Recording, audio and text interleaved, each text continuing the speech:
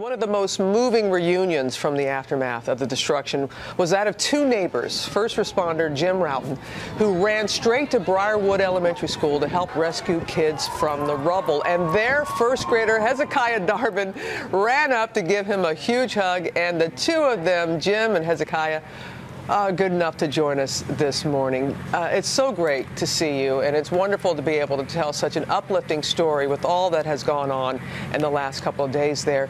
Jim, tell us about your relationship to that little guy you're hugging right now.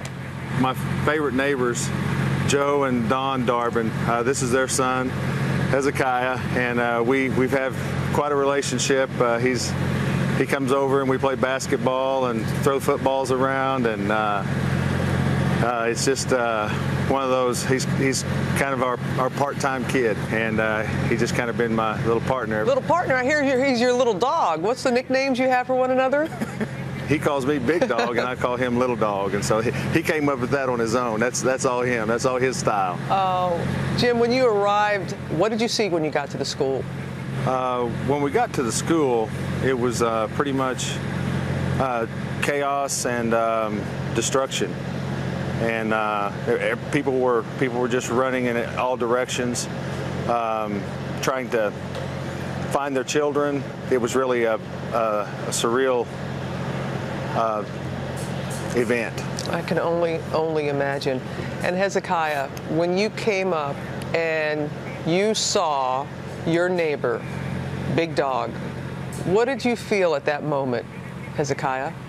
Well, I was so happy that I saw him, and I didn't know that he was coming. I thought my mom and dad were going to be the first ones, but I didn't know that he was coming. Yeah, and your mom and dad wanted to be there, but they were so far away they couldn't get there in time, but Big Dog was there. And what was that reunion like for you, Jim? It was very special.